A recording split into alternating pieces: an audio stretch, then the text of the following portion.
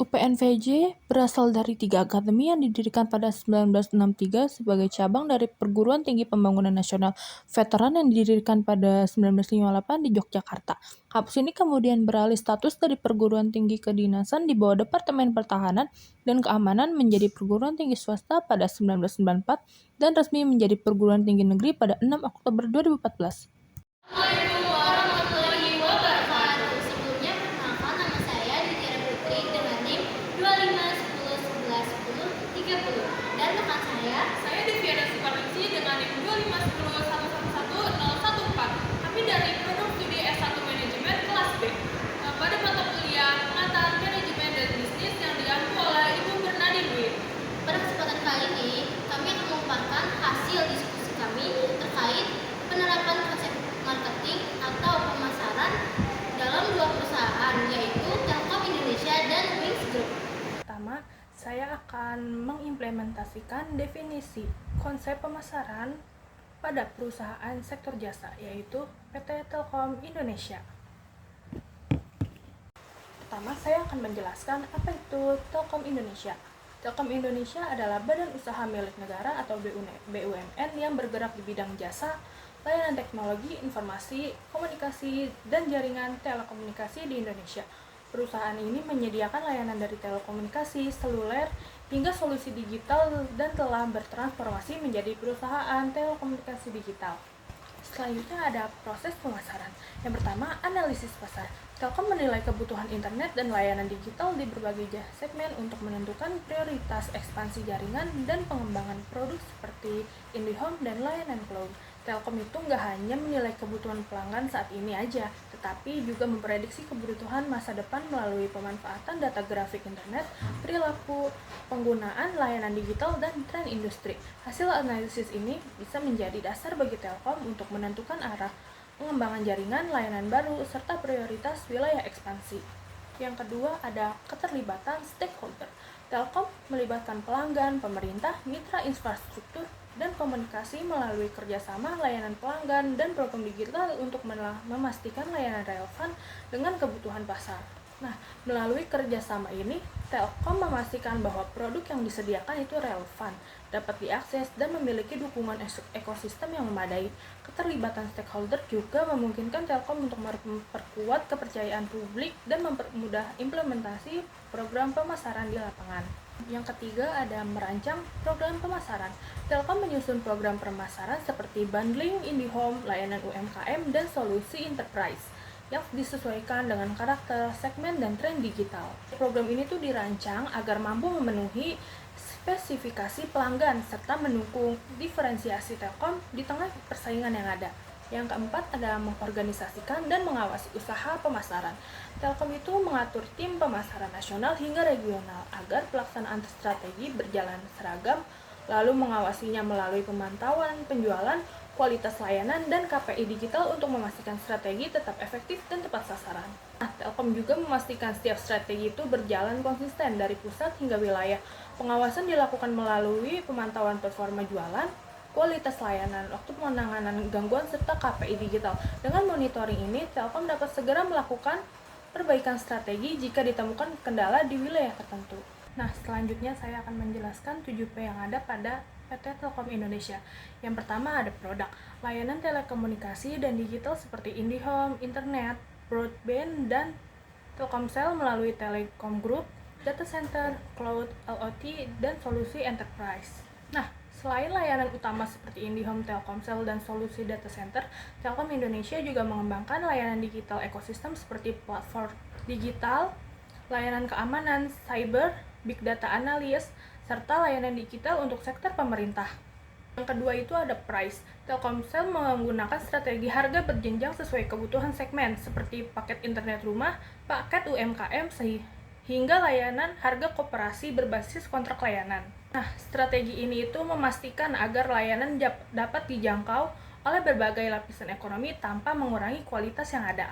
Yang ketiga ada place. Telkom itu menyediakan layanan melalui kantor Telkom, gerai Plaza Telkom, aplikasi My IndiHome, website, call center, serta jaringan teknisi di seluruh Indonesia.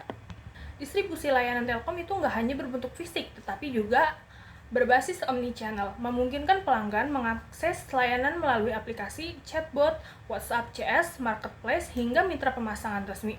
Hal ini mempermudah pelanggan menjangkau layanan kapanpun dan dimanapun. Yang keempat itu ada promosi. Promosi Telkom itu bisa melalui iklan digital, media sosial, bundling layanan OTT, diskon instalasi, cashback, dan kampanye nasional. Promosi Telkom itu juga semakin kuat melalui kampanye digital terpadu seperti influencer marketing, kolaborasi dengan brand, dan event sponsorship.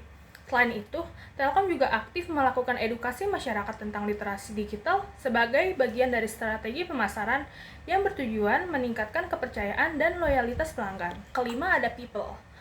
People yang ada di Telkom itu meliputi karyawan Telkom, teknisi, customer service, dan tim pemasaran yang dilatih untuk memberikan layanan cepat, responsif, dan profesional. Nah, SDM Telkom juga dilengkapi dengan pelatihan berkala mengenai service excellence, teknologi jaringan terbaru, dan penanganan compliance. Selain itu, Telkom juga menekankan budaya kerja The Telkom Way untuk meningkatkan profesionalitas, integritas, dan pelayanan yang customer centric. Selanjutnya ada proses. Alur pelayanan Telkom itu terintegrasi mulai dari registrasi, instalasi, aktivasi, hingga after sales melalui sistem digital dan pemantauan jaringan real time. Nah, proses pelayanan Telkom itu juga didukung dengan sistem otomatis seperti tracking teknisi, pemesanan layanan online, dan monitoring jaringan berbasis AI untuk mendeteksi gangguan lebih cepat. Dengan proses digital ini, waktu respons menjadi lebih singkat dan pengalaman pelanggan lebih konsisten. Selanjutnya ada physical evidence. Physical evidence dari Telkom itu meliputi kantor layanan, perangkat modem, aplikasi My IndiHome, website resmi, kendaraan teknisi, serta dokumen layanan yang menunjukkan profesionalitas dan keandalan. Bentuk fisik layanan Telkom itu mencakup gedung pelayanan yang modern, perangkat jaringan bersertifikasi, seragam teknisi yang rapi, hingga identitas visual brand yang konsisten di setiap media. Semua elemen ini memberikan kesan profesional, terpercaya, dan menunjukkan standar kualitas Telkom Indonesia. Saya akan menjelaskan STP yang ada di Telkom. Yang pertama ada segmentasi. Telkom Indonesia membagi pasar berdasarkan karakter pelanggan yang berbeda-beda. Untuk rumah tangga, Telkom melihat kebutuhan internet stabil untuk aktivitas harian, seperti streaming, belajar, dan bekerja dari rumah. Pada segmen UMKM, fokusnya adalah dukungan internet yang terjangkau, namun tetap andal. Sementara perusahaan besar dan instansi pemerintah membutuhkan solusi digital tingkat lanjut seperti cloud, data center, dan keamanan cyber. Segmentasi ini juga mempertimbangkan lokasi geografis mulai dari kota-kota besar hingga wilayah rural yang terus dioptimalkan jaringannya. Yang kedua ada targeting. Dari hasil segmentasi, Telkom menetapkan target layanan yang jelas. IndiHome diarahkan untuk keluarga dan pengguna rumahan yang membutuhkan akses internet cepat dan stabil. UMKM menjadi sasaran layanan My Business yang menyediakan solusi digital sederhana namun efektif. Untuk perusahaan dan pemerintah, Telkom menargetkan layanan enterprise seperti jaringan private, cloud, dan data center yang menawarkan keandalan tinggi.